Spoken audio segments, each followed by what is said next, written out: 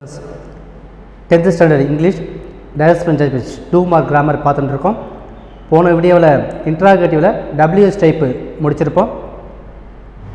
அதில் அந்த ஸ்ட்ரக்சர் என்ன கேட்டினாக்க said or said to இன்டைரக்டில் ஆஸ்கர்னு மாறும், நோ கன்ஜங்ஷன் அப்படின்னு பார்த்துருப்போம். அதோட கொஞ்சம் எக்ஸாம்பிள் கொடுத்துருப்பேன். அது எல்லாருக்கும் புரிஞ்சிருக்குன்னு நம்புகிறேன். இந்த வீடியோவில் இன்ட்ராகேட்டிவ் டைப்பில் செகண்ட் டைப் எஸ்ஆர்ஓ டைப் பார்ப்போம். வாங்க எஸ்ஆர்ஓ டைப்புடைய ஸ்ட்ரக்சர் அண்டு வேரியஸ் எக்ஸாம்பிள்ஸ் கொஞ்சம் பார்க்கலாம். இது இன்ட்ராகேட்டிவ் டைப்பில் எஸ்ஆர்ஓ டைப்.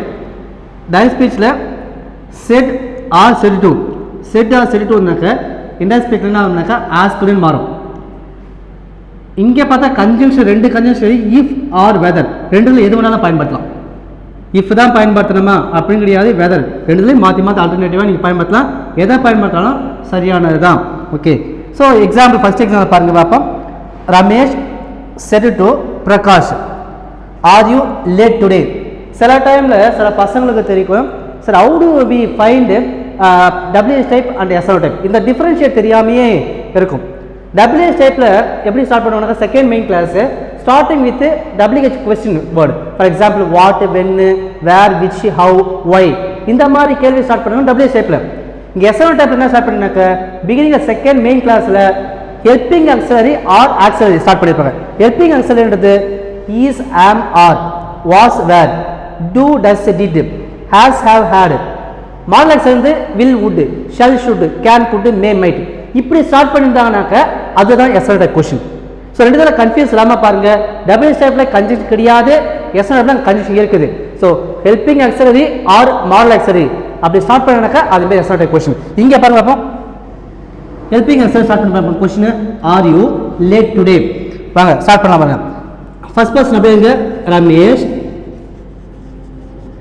செட் டு நாவ் மாறு பாருங்க பார்ப்போம். ஆஸ்க்டுன்னு மாத்து,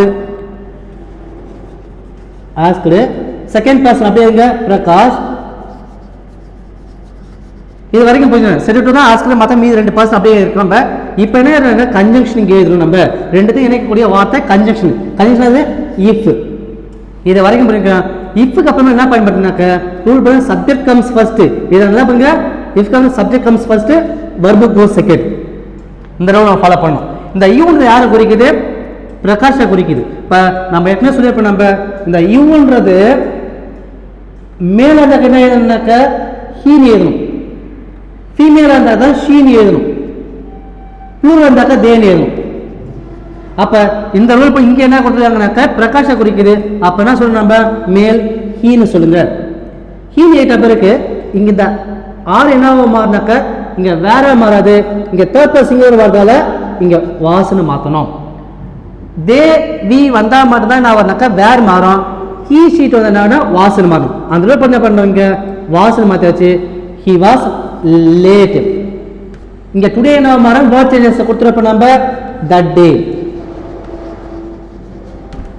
இன்டெக்ஸ் ஸ்பீச். இந்த எக்ஸாம்பிள் என்ன மாத்திரம் பாருங்க பாப்பா. செட் டுன்றது ஆஸ்கர் மாத்திருக்கோம். அது அப்புறமே பார்த்தா ரெண்டு இதுல கன்ஜங்ஷன் இஃப். இங்க இருக்கக்கூடிய second person singular, third person singular convert பண்ணிருக்கோம். இந்த ஆறுன்றத வாசனை மாத்திருக்கோம். ஸோ ஆறுன்றது வேற மாறுமா அப்படின்னாக்கா வி யூ தேவுக்கு மட்டும் தான் வேற மாறும். இங்க ஹீ வந்தா வாசா மாறும்.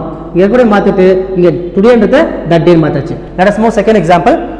த teacher said to Ram do you play cricket. உனக்கு கிரிக்கெட் விளையாட தெரியுமான்னு கேட்கறாங்க. ஏழு அதற்கு ஜெனரல் ஒன்று first the teacher said to now மாறும் ரூல் படி said to changes into asked. Asked second person Ram. Condition அது இஃப் ஆர் வெதர். இங்க நம்ம இஃப் எழுதிக்கோ. இஃப்க்கு அப்புறம் பாருங்க அப்போ என்ன வரும், நம்ம கண்டிஷன் அப்புறமேல subject comes first, verb goes second. அந்த ரூலை மறக்கவே கூடாது. ஸோ சப்ஜெக்ட் முன்னாடி வரும், வெர்பு செகண்ட் போகும். அப்போ இந்த யூ யாரை குறிக்குது, ராம குறிக்குது. ஸோ இந்த ஏற்கனவே சொல்லிப்போம் நம்ம இந்த யூ செகண்ட் அந்த மேலந்தாக்க ஹீன் ஃபாலோ பண்ணிக்கணும் தான். இப்போ ஹீன் எழுதியாச்சு. இந்த டூவை டிட்னு மாற்றணுமா அப்படின்னாக்கா மாற்ற தேவையில்லை. இங்கே பாருங்க ஒரு இதற்கு வேர்பு இருக்குது. இதை நீங்க பாஸ்டன்ஸா மாத்தினாலே இங்க என்ன மாதிரி போச்சுது, அது உள்ள இருக்கக்கூடிய இந்த ஹெல்பிங் ஆக்சிலரி டிஸப்பியர் ஆயிடும், மறைஞ்சிடும். ஆனா இங்க இருக்கக்கூடிய இதற்கு வேர்பு கரெக்டா மாறிக்கும். He played cricket. அவ்வளவுதான். இங்கே மாற்ற வேண்டியது இங்கே டூ டிட்னு மாற்ற தேவையில்ல, irregular verb நீங்கள் பாஸ்டன்ஸாக மாற்றினாலே அங்கே மாறி போச்சு.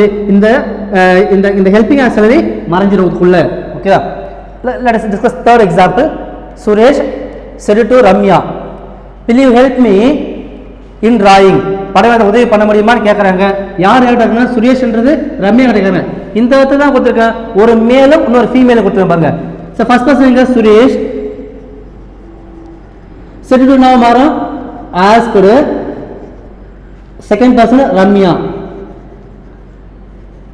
இங்க கன்ஜங்ஷன் ரெண்டு இடத்துல நம்ம இஃப்னு எழுதணும், இந்த இடத்துல நம்ம வெதர் நம்ம கன்ஜங்ஷன் பண்ணி பார்ப்போம். Okay, weather